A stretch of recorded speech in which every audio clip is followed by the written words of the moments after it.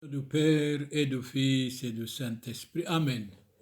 Frères et sœurs dans le Christ, frères et sœurs dans l'humanité, qui que vous soyez, je prie pour vous tous, pour que vous soyez protégés contre le mal, contre la jalousie, contre l'angoisse et contre toute maladie.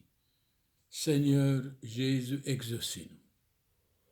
Nous allons parler de renoncement ou abnégation. En regardant le dictionnaire, qu'est-ce que c'est renoncement, abnégation?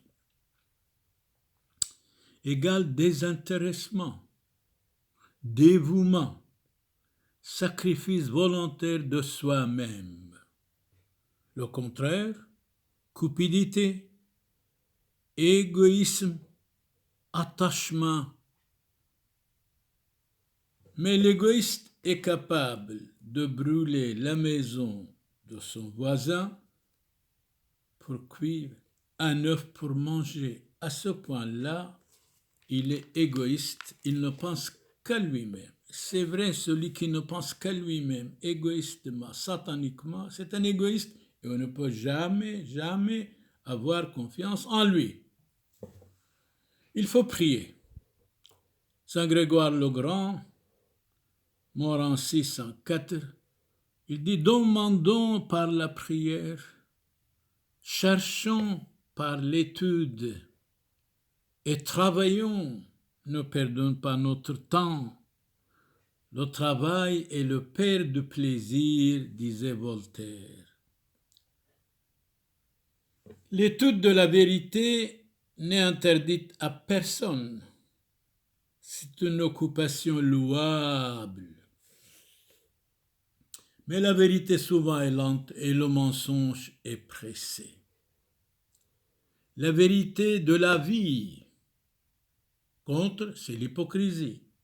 Nous tous, on est souvent, de temps en temps, hypocrites. Certainement. Mais nous devons nous corriger, bien sûr. L'erreur est humaine. Pardonner est divin. Rester dans l'erreur est diabolique. La vérité de la doctrine, au contraire, c'est l'hérésie. C'est dire n'importe quoi, croire n'importe quoi. La vérité de la justice, contre, c'est l'occupation ou l'acceptation de la personne telle qu'il est. Nous devons respecter tout le monde sans distinction de classe, de race, de religion. Là où j'ai trouvé la vérité, dit saint Augustin, il a raison, j'ai trouvé mon Dieu. Tout homme sincère n'est sincère que par la vérité.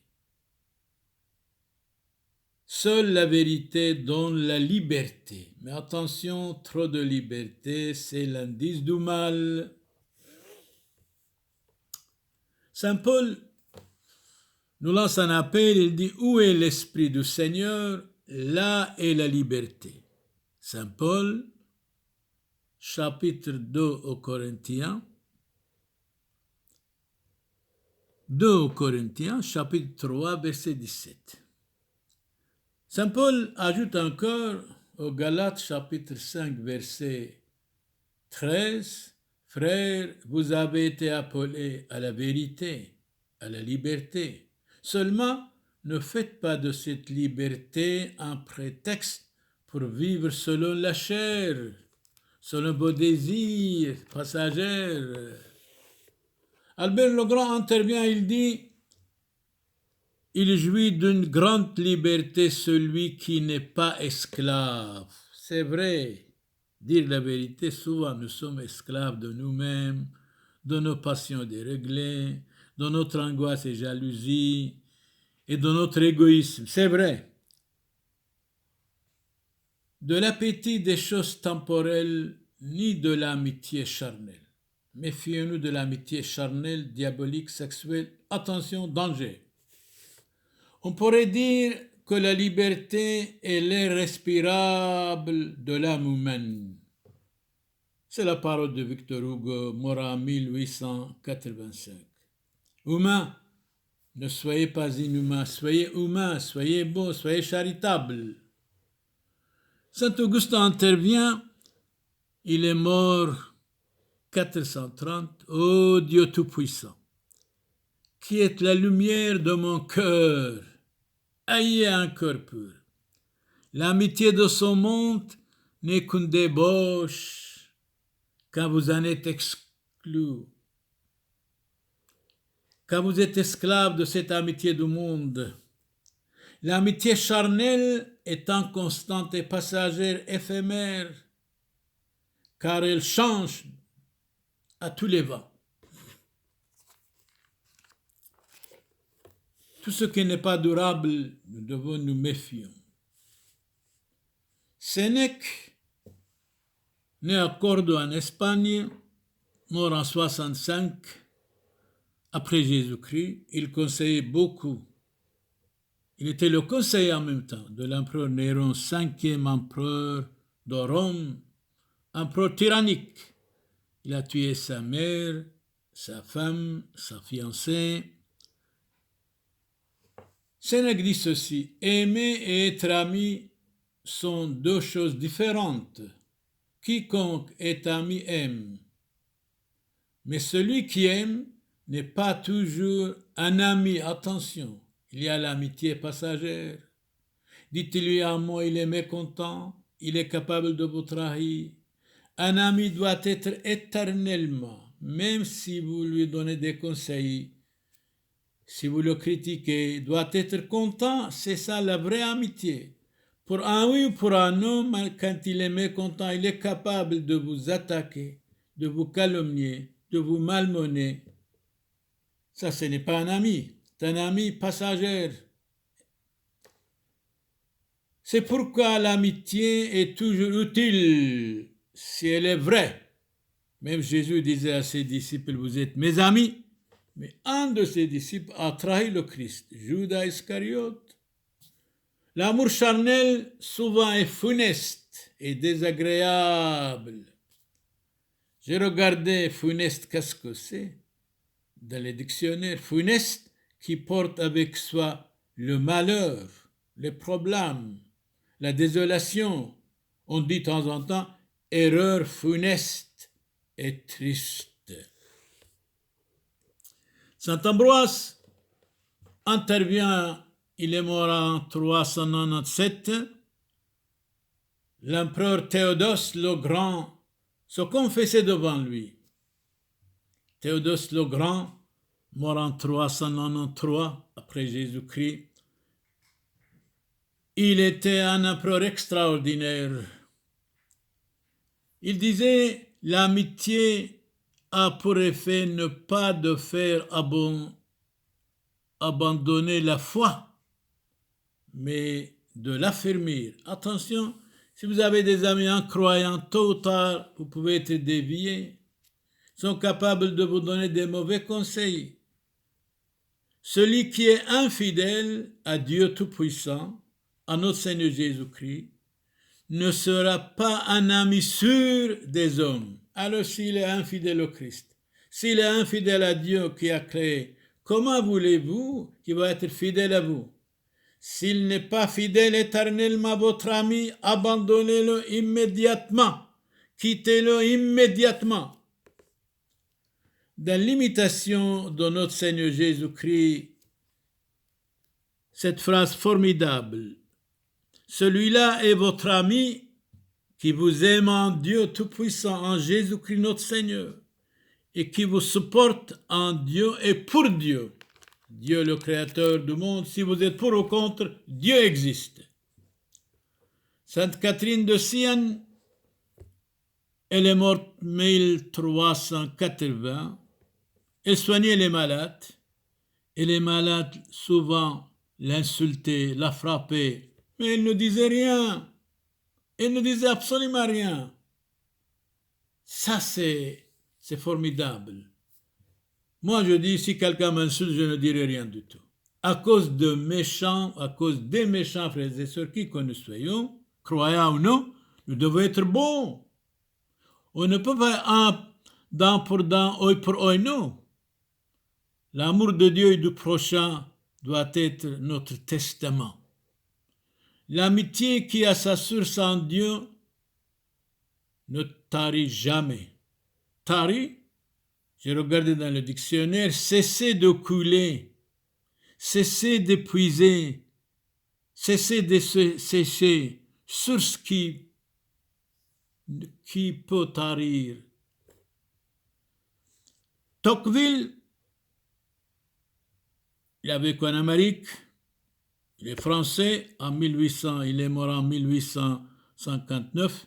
Il n'y a pas de plus dangereux exemple que celui de la violence. Absolument, la violence est un échec. L'individualisme ne tarit d'abord que la source des vertus publiques. Il ne faut jamais être égoïste, individualiste. Ne penser qu'à soi, c'est terrible. Nous devons penser aux autres. Nous avons dit l'égoïste est capable de brûler la maison de son voisin pour cuire un œuf pour manger. Ça, ce n'est pas un ami, ça, ce n'est pas un voisin. La parole de notre Seigneur Jésus-Christ dans l'Évangile, Saint Matthieu, chapitre 4, verset 19-20, Jésus intervient. Jésus leur dit à qui? À ses amis, à ses disciples, à ses apôtres. Suivez-moi, je vous ferai pécheurs d'hommes. C'est formidable, c'est-à-dire vous allez convertir beaucoup d'hommes. Mais tous étaient martyrs, sauf Saint Jean. Il était le serviteur de la très sainte Vierge Marie. Les apôtres, aussitôt, ils laissèrent les filets et le suivirent. Quand nous sommes hommes et femmes de Dieu, nous devons laisser tout, aller vers Dieu, aller vers le Christ. Celui qui sauvera sa vie la perdra, le Christ dit. Celui qui perdra sa vie à cause de moi la sauvera. Voilà le Christ. Saint Matthieu chapitre 10, verset 39. Renoncer à soi-même, c'est abjurer tout ce qui est dans le monde. J'aime bien cette parole de Voltaire, corrompre, être corrompu, voilà le monde. Saint Luc, docteur, disciple de Saint Paul, converti au christianisme, il était en même temps artiste. Si quelqu'un veut venir après moi, qu'il se renonce lui-même, qu'il porte sa croix chaque jour et me suive. Nous devons porter la croix de Christ. Ne pas avoir honte de la croix de Christ dans nos maisons, dans nos familles, même sur nous. Et si quelqu'un vous dit, tiens, qu'est-ce que c'est, vous êtes croyant? Oui, monsieur, je suis croyant, je porte la croix de Christ et fier de l'être. Avez-vous quelque chose à ajouter? L'autre va dire non, et certainement va être influencé, il va expliquer à sa famille, et peut-être il va devenir lui aussi, à cause de vous, à cause de votre croix qui est sur vous, il va devenir croyant. Mais de temps en temps, il y a des gens égoïstes, ils sont croyants, mais ils n'osent pas dire « je suis croyant et fier de l'être ». Jésus disait, « Si quelqu'un veut venir après moi, doit me préférer à son père, à sa mère, à sa femme, à ses enfants, ses frères et sœurs, et même à sa propre vie, ne peut pas être mon disciple. » C'est clair. Jésus parle ouvertement. Première, Dieu. Dieu premier servi, disait Saint Jean d'Arc, aussi était persécuté parce qu'elle disait la vérité. C'est vrai, qui que nous soyons, quand nous disons la vérité, nous avons des ennemis, même nous sommes persécutés vraiment. Mais attention, la vérité est lente, le mensonge est pressé.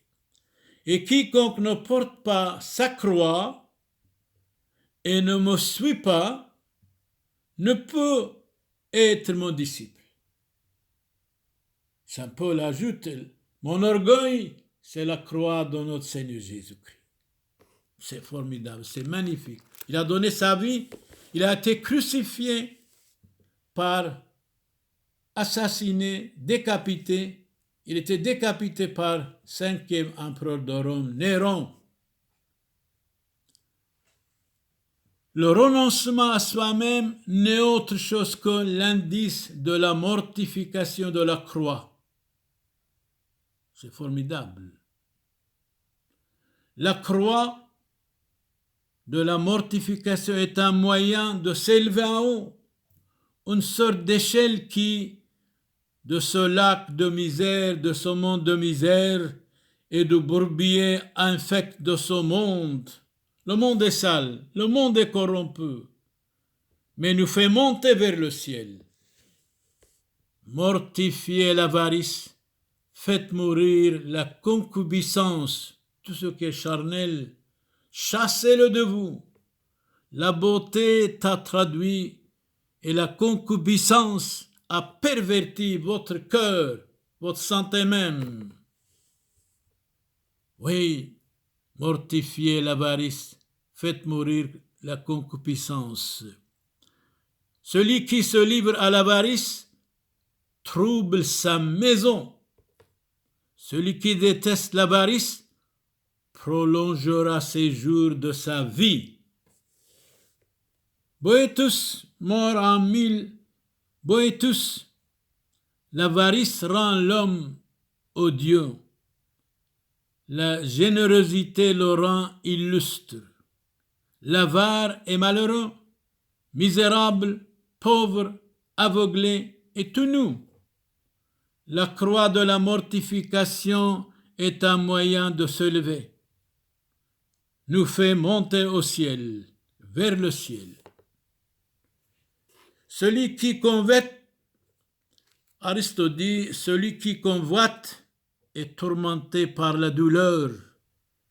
Aristote a raison. Celui qui convoite est tourmenté par la douleur. Aristote est mort en 322 avant Jésus-Christ. La patience est un remède à toutes les douleurs. Je répète, la patience et le temps arrangent tout, ne vous énervez pas, pas de précipitation. En ce monde, il est impossible d'être sans douleur, sans problème, sans difficulté. Mais nous devons supporter de temps en temps, quand il le faut, l'insupportable quand nous sommes des chrétiens. Job a supporté tout. Et la femme, et sa femme disait, voyez-vous, vous croyez en Dieu, vous êtes malade. Il dit, la parole de Dieu doit être absolument accomplie. Loué soit Dieu, quoi qu'il arrive. Le roi David dit, ma douleur est toujours devant moi. Il n'y a pas une vie sans problème, sans maladie, sans difficulté. Celui qui renonce à lui-même est juste digne de Christ. Ménandre, mort en 292 avant Jésus-Christ, la douleur est née avec la vie. Elle vieillit avec la vie. Salomon dit autrement, chaque enfant qui vient au monde fait entendre un cri de tristesse et il pleure. Comme quoi, pourquoi je suis venu dans le monde? Parce que le monde est corrompu et être corrompu. Certainement, il y a de braves gens, je suis sûr et certain. Vous deviendrez digne de Dieu si vous ne faites rien qui soit indigne de vous-même. Indigne de vous-même. L'homme, si l'homme se perd en s'aimant, il se trouve assurément en se renonçant. Renoncez à vous-même, à vos passions déréglées, à votre sexualité épidermique. Soyez fidèle à votre femme. Si vous désirez suivre celui qui s'est anéanti à cause de vous, devenez l'imitateur de Christ, qui que vous soyez, non de l'Antichrist. Soyez l'ami de Dieu, non son adversaire. Je me demande pourquoi Dieu a tant d'adversaires. Ah oui, les gens sont vaniteux, orgueilleux. Ils oublient qu'ils sont mortels. Imiter le Christ, c'est pratiquer l'humilité. Soyons humbles et simples. Arrêtons d'être orgueilleux, d'être vaniteux, s'il vous plaît. Imiter le diable, c'est se livrer à l'orgueil. L'œuvre de Satan, c'est le diable. L'œuvre de Satan, c'est l'orgueil, c'est la vanité. Que le chrétien ne dédaigne pas de faire ce que le Christ a fait. Le Christ a aimé, a supporté, a patienté et a fait beaucoup de miracles et il a dit à ses disciples, aimez vos ennemis. C'est formidable. Celui qui suit les traces du Christ semble embaumer ses pieds d'une précieuse odeur. C'est extraordinaire, d'une précieuse odeur. Saint Léon le Grand, qui a vaincu Attila. Attila n'a pas pu démolir Rome grâce à Saint Léon le Grand, mort en 461.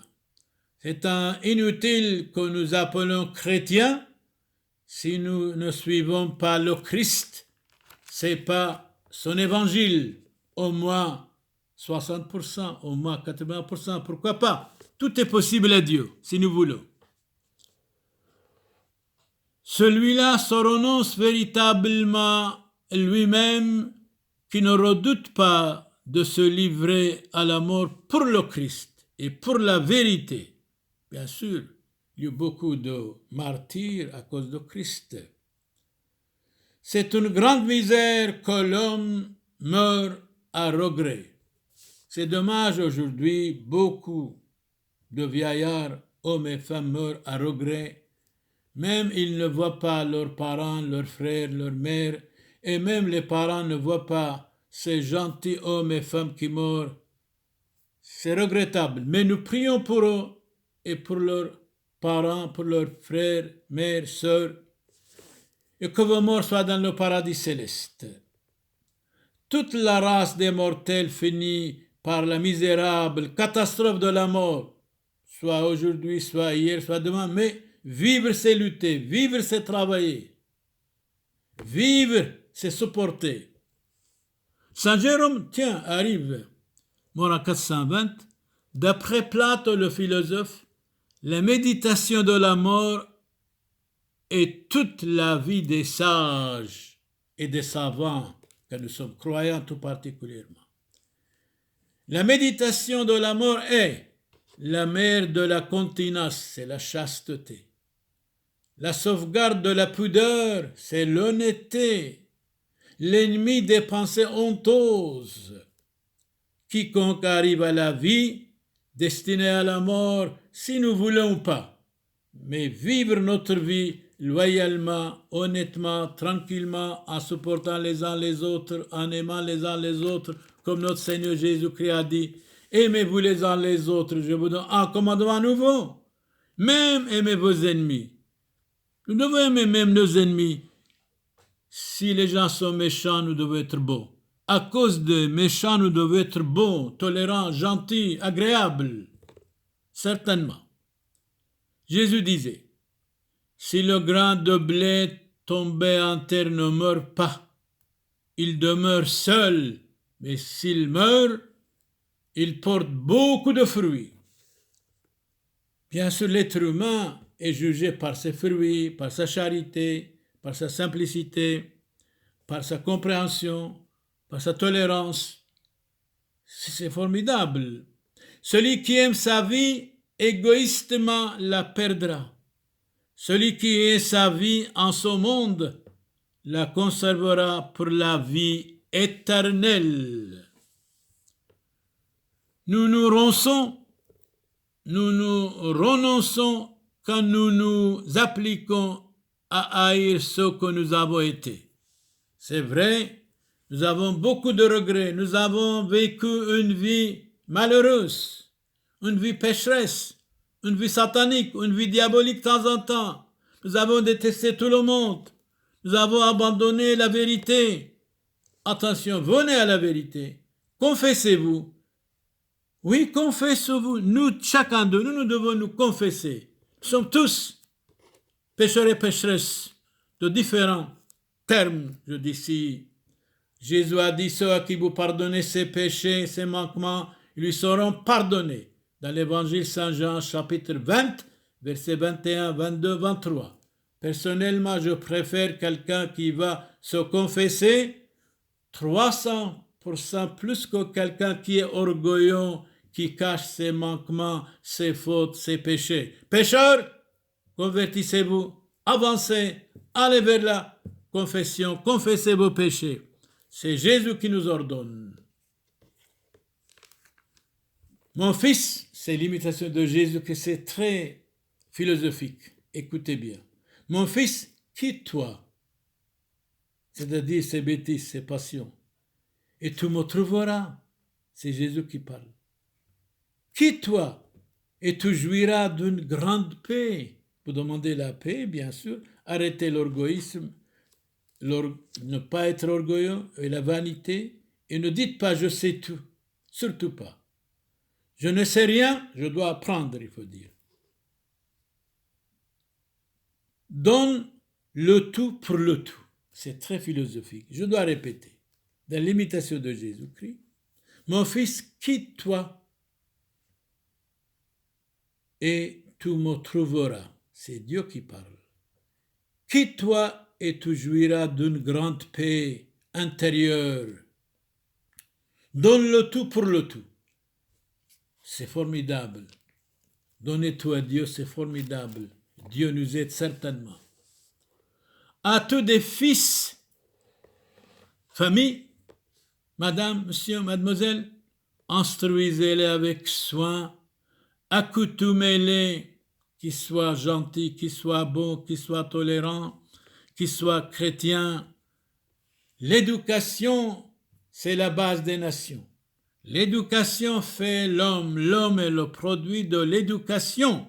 Mais dites-moi avec qui tu parles, je te dirai qui tu es. Si vous étiez né en Chine, vous parliez le chinois, bien sûr. Corrige ton fils, si vous avez des fils, de peur qu'il ne cause ton désespoir.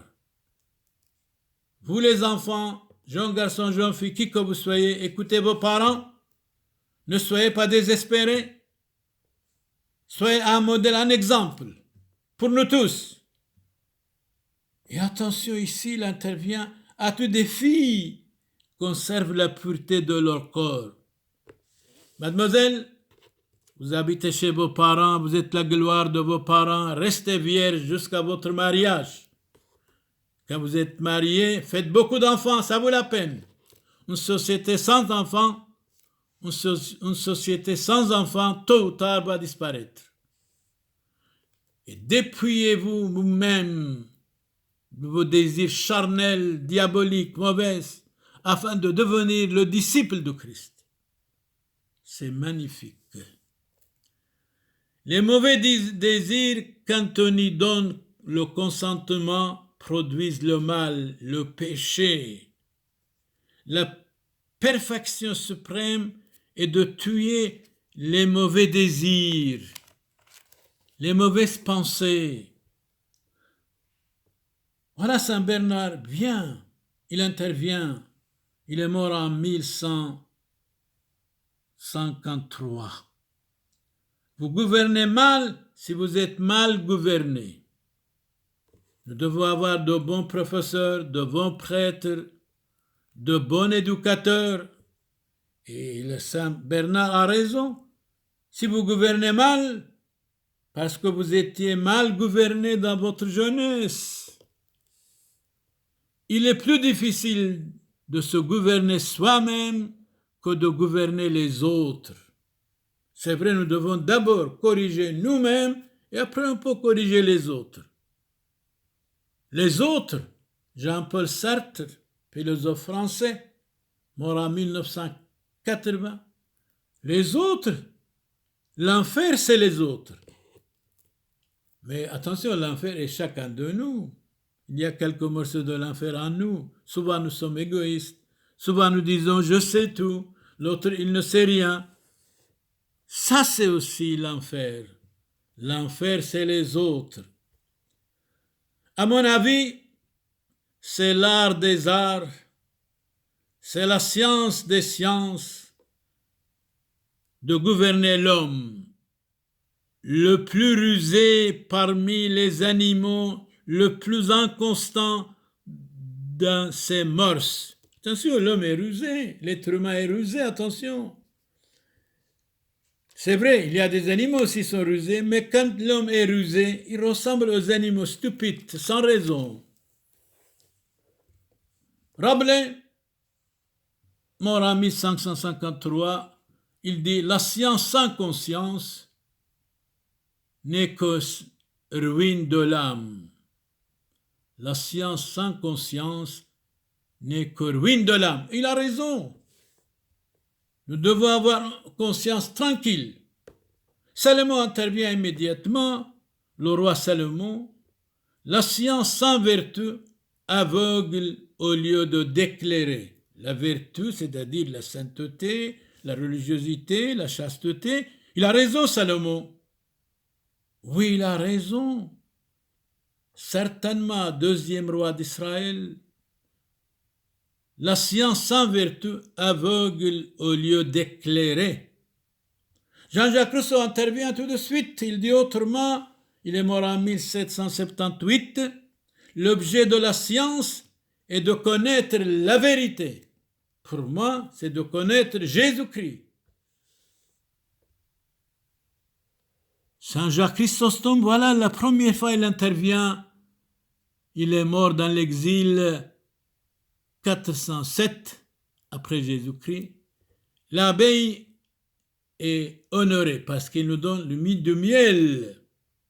L'abeille est honorée parce qu'elle travaille non pour elle-même égoïstement, mais pour les autres. C'est formidable, travailler pour les autres aussi, pour soi aussi, pour sa famille aussi, pourquoi pas. L'abeille est honorée parce qu'elle travaille non pour elle seule, mais pour tous. C'est formidable. Souvent nous sommes égoïstes. Souvent nous pensons qu'à nous-mêmes égoïstement. Nous devons nous corriger, nous devons être charitables, aider les autres, pourquoi pas.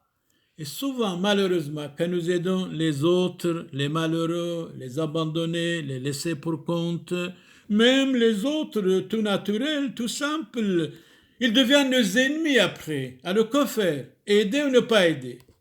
Nous allons continuer à aider, même s'ils sont des ennemis, nous devons les estimer, les pardonner, les aimer grandement, quoi qu'il arrive. C'est ça notre but. Jésus a dit, aimez vos ennemis. Priez pour ceux qui vous persécutent. Travaillez 6 jours et pas le 7e, c'est-à-dire ne pas travailler le dimanche. Travailler le dimanche, attention, sauf exception. Si vous êtes médecin, si vous êtes infirmier, si vous êtes chemin de fer, bon, vous pouvez travailler, que voulez-vous? Mais travailler le dimanche, souvent, porte problème, porte difficulté, certainement. On doit s'exercer à se dominer soi-même. Dominer soi-même, ça vaut la peine. Souvent, nous sommes furieux, surtout quand on est colérique. On perd les pédales. Parle avec soi. Parle avec soi-même de dire, ça ce n'est pas mon style, non. Même celui-là m'a critiqué, m'a attaqué, ce n'est pas grave, je dois le supporter, je dois l'aimer. C'est ça la vérité, c'est ça être chrétien en même temps. Il ne faut donc pas être curieux. Oh, méfions-nous de la curiosité. Horace disait vivre heureux, vivre caché, mais on ne peut pas tout le temps vivre caché aussi. Jésus a envoyé ses disciples aller dans le monde entier, prêcher l'évangile, baptiser tous les hommes au nom du Père et du Fils et du Saint-Esprit. Je suis avec vous jusqu'à la fin des temps. N'ayez pas peur. Vous avez reçu gratuitement, faites gratuitement. Frères et sœurs, toute ma vie, j'ai travaillé gratuitement. Mariage, baptême, funérailles, enterrement, visite des malades, bénédiction des maisons, et quelqu'un qui est décédé aussi, mariage, les obsèques, les enterrements. Si la famille n'a pas d'argent, je dois payer absolument de ma poche. C'est ça, Jésus a dit. Vous avez reçu gratuitement, faites gratuitement. De temps en temps, les gens disent n'importe quoi contre nous. Ils ne savent rien. Parler pour parler, critiquer pour critiquer.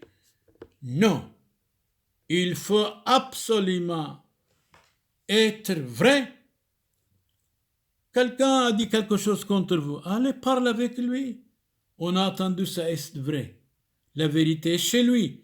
Et il doit vous dire la vérité totale. Les gens disent n'importe quoi et ils croient au mensonge, mais à la vérité, ils ne croient pas. C'est dommage. Horace disait vivre heureux, vivre caché, mais nous devons aussi, bien sûr, travailler, lutter, prêcher comme des missionnaires de Dieu et des hommes. Fuyez tout homme curieux.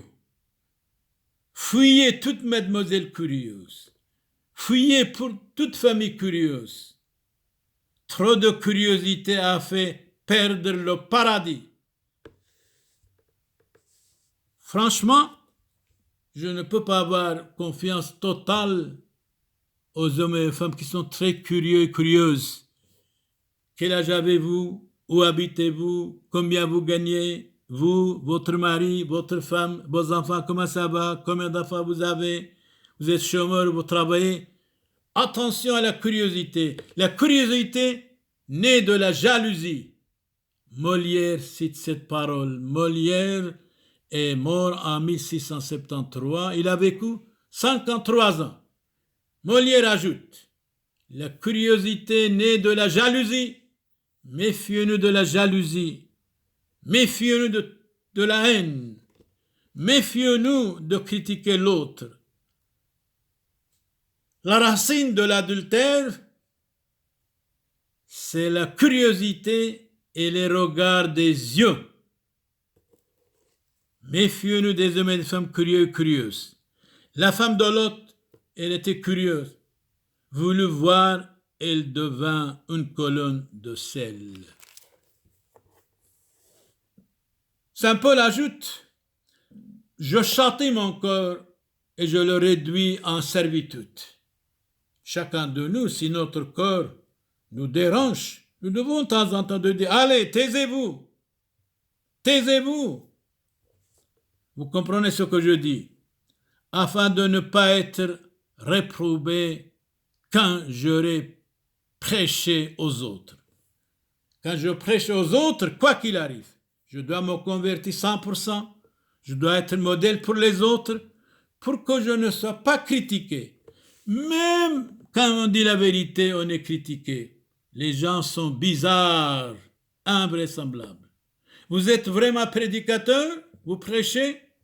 Si votre parole a l'autorité, a la vérité, a l'utilité, soyez modèle pour les autres. Tiens, Saint Cyprien martyr, 258, il intervient tout de suite. Celui qui peut se dominer est un homme stoïque, en même temps égal pour la femme, car il commande à ses désirs mauvais au lieu de se laisser entraîner par ses désirs mauvais, charnels, sataniques. Celui qui peut se dominer est un homme stoïque. Hommes et femmes, soyez stoïques. Dominez vous-même. Ne soyez pas dominés par vos passions diaboliques, par vos idées sataniques, tout particulièrement tout ce qui est charnel. Une journée de sainteté, ça vous vaut le plaisir du monde entier. Chaque minute de plaisir, il y a des problèmes, des malheurs, des difficultés. Convertissez-vous, vous allez vous sentir bien. Le renoncement à soi-même est le caractère propre du vrai chrétien. Le vrai chrétien doit être un homme complet. L'homme complet est un chrétien. Et il y en a, je le connais certainement. On n'est pas chrétien quand on craint de mourir s'il le faut pour la vérité. Et la vérité, c'est le Christ. Je suis le chemin, la vie et la vérité. Personne ne peut aller à Dieu sans passer par moi. Malheureusement, avec regret, je peux dire, Saint Bonaventure dit, mort en 1274, les païens d'autrefois étaient moins corrompus que les chrétiens de nos jours. Chrétiens du XXIe siècle, soyez vrais, soyez modèles, prêtres, évêques, cardinaux, soyez modèles. Eh bien, ne soyez pas ennemis des autres. Jésus a dit aimez vos ennemis, nous devons vous aimer en même temps. Mais l'ennemi numéro un, c'est les chrétiens modernistes. Soyez bénis, vous tous, qui que vous soyez. Si vous avez des malades, soient guéris. Si vous avez des défunts qui sont dans le paradis céleste. Si vous êtes triste, nous demandons au Christ que vous ayez la joie. Si vous êtes malheureux, que vous soyez heureux. Et nous prions en même temps pour que cette maladie contagieuse quitte la vie, quitte le monde. Nous prions en même temps pour nous tous et pour tous nos amis de près et de loin et pour le monde entier qu'ils ne tombent pas malades à cause de cette maladie contagieuse. Seigneur Jésus, exaucez-nous. Nous prions en même temps pour les malades dans les hôpitaux, pour les médecins, pour les infirmiers, même pour les gouvernements qui dirigent le monde, qu'ils soient protégés contre le mal et qui dirigent sincèrement, ils le sont sincères bien sûr, qui dirigent spirituellement en même temps, économiquement en même temps, civilement en même temps. Voilà, nous sommes arrivés à la fin de notre message. Ici, votre frère dans le Christ, qui que vous soyez, votre frère dans l'humanité, qui que vous soyez, croyant ou non, Monseigneur Charles Clément Boniface dit Père Samuel de Montigny-sur-Sambre, la paix soit avec vous tous, bonheur et joie pour vous tous. Amen. Dominus vobiscum, benedicat vos, omnipotens Deus, Pater et Filius, et Spiritus Sanctus. Indulgentiam absolutionem et remissionem peccatorum nostrorum, tribuat nobis omnipotens misericors Dominus. Santé, réussite, bonheur, joie pour vous tous, qui que vous soyez, croyez en nous, loué soit Jésus-Christ. Amen.